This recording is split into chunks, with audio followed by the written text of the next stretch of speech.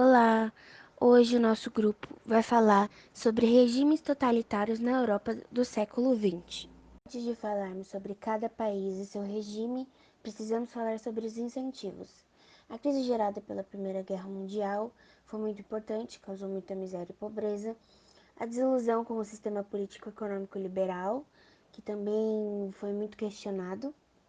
A Grande Depressão de 1929 causou uma crise em todo o mundo, né? A ameaça do crescimento socialista, depois da Primeira Guerra, o socialismo começou a se acender, né? Necessidade da retomada de fundamentos nacionalistas, sentimentos de humilhação e revanchismo. Esses dois ficam mais ou menos juntos, né? Porque vem uma humilhação depois da perda de algumas coisas durante a guerra, né? Bom, falando sobre o fascismo italiano, depois da Primeira Guerra, o país passava por uma crise econômica, uma humilhação nacional. Eles tiveram um fracasso no plano expansionista durante a Primeira Guerra. Isso causou muita humilhação para o país. Houve também, depois da Primeira Guerra, a criação do Partido Comunista Italiano. Isso começou a preocupar os burgueses, a população burguesa italiana, porque era uma ameaça, né? Esse partido comunista falava sobre a luta de classes, e isso era uma ameaça para a burguesia.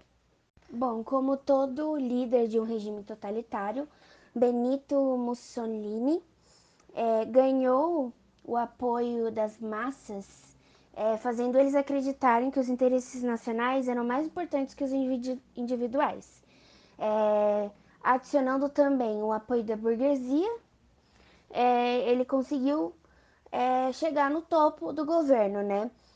Mas é claro que ele também usou muita violência, perseguição e tortura contra os seus opositores. Depois que os fascistas conseguiram dominar o governo e o Benito Mussolini ficar no poder total, todos os partidos foram tirados e só o Partido Fascista dominava o país. Os ideais fascistas, eles tinham fundamentos no imperialismo, né? E o Benito, como era um líder carismático, nos seus discursos ele falava sobre o Império Romano, teve a marcha para Roma, né? Que a Itália podia reviver o Império Romano e sua grandeza. O regime era totalmente controlador, ele controlava a imprensa, ele censurava tudo, eles tinham um nacionalismo assim grandíssimo, né? E muita gente era perseguida, foi morta, foi exilada e também outra coisa importante foi o poder bélico, que foi muito investimento por poder bélico e uma educação militar. Eu vou falar sobre o franquismo na Espanha, que teve duração de 1939 até 1975. O general Francisco Franco foi eleito e colocado no poder por um grupo nacionalista no final do ano de 1939, na Espanha, após o término da Guerra Civil Espanhola, que deixou mais de 1 milhão de mortos para trás. O governo de nome franquismo tinha como princípio, e era uma modalidade do fascismo, e assim dava início ao regime totalitário que aconteceria no país. Sucessora da Guerra Civil Espanhola, a Segunda Guerra Mundial apresentou os países, também fascistas, Itália e Alemanha, que receberam o apoio de Francisco Franco. Porém, a imagem do regime franquista foi prejudicada devido à derrota dos países aliados, mas o general conseguiu contornar a situação, fazendo com que o regime continuasse forte. Para passar uma imagem boa e de total controle para a população, Franco comandava os poderes legislativo, judiciário e executivo, graças ao apoio da Igreja Católica e do Exército que o regime recebia. Mas não foi o suficiente, pois com a sua falta de competência, a Espanha não cresceu economicamente. Com isso, os Estados Unidos resolveram investir na economia espanhola em troca de espaços para a instalação de bases norte-americanas. Francisco Franco aceitou a oferta, pois sabia que seria uma boa estratégia para continuar se mantendo no poder. Em 1975, Francisco Franco foi dado como morto, e assim o franquismo chegou ao fim, trazendo o firmamento de uma democracia parlamentar e a confirmação da violação dos direitos humanos que ocorreu durante o regime totalitário sob o governo de Francisco Franco. Olá, meu nome é Davi e eu vou estar falando do período ditatorial de Portugal. O Estado Novo de Portugal ele foi denominado salazarismo por causa do líder político e ditador da época, Antônio Salazar.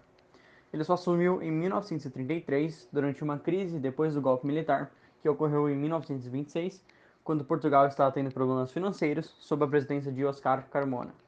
Assim, Salazar assume a função de chefe de Estado. Como todos os regimes ditatoriais da época, o salazarismo compartilhava dos ideais antidemocráticos, autoritários e sob uma liderança carismática dos outros regimes europeus citados anteriormente. Mas especialmente se inspirou no fascismo italiano de Mussolini a implantar a sua nova Carta Constitucional. A partir disso, surgiram as proibições de greves, a perseguição aos opositores, sistema político unipartidário e censura dos meios de comunicação. O lema Deus, Pátria e Família foi espalhado pelos diversos meios de comunicação da época. Deus se relacionava com a importância do cristianismo, pátria enfatizava o nacionalismo, e família é quem propagará esses ideais dentro da organização social. Ademais, a Mocidade Portuguesa e a Legião Portuguesa foram outros programas que ajudaram a manter a força do governo durante o regime. Assim, o ideal de líder carismático de Salazar se tornava cada vez mais eficiente e possuindo cada vez mais apoiadores. Isso durou até 1970, com a morte de Salazar, que abriu espaço para um golpe militar que só deu fim ao período ditatorial com a Revolução dos Cravos. O fim dessa ditadura foi importante para Portugal e para os outros países que essa potência imperialista era atrelada, como Angola, que só conseguiu sua independência com o Acordo de Alvor depois do fim da ditadura portuguesa. Bom, agora eu vou falar um pouco sobre o nazismo na Alemanha. O nazismo teve início com um grande sentimento nacionalista e revanchista da população alemã após a derrota na Primeira Guerra Mundial e a culpa jogada na Alemanha no Tratado de Versalhes, em que ocasionou um grande sentimento de humilhação na população alemã, junto com a miséria, fome, revolta e desespero causado na população.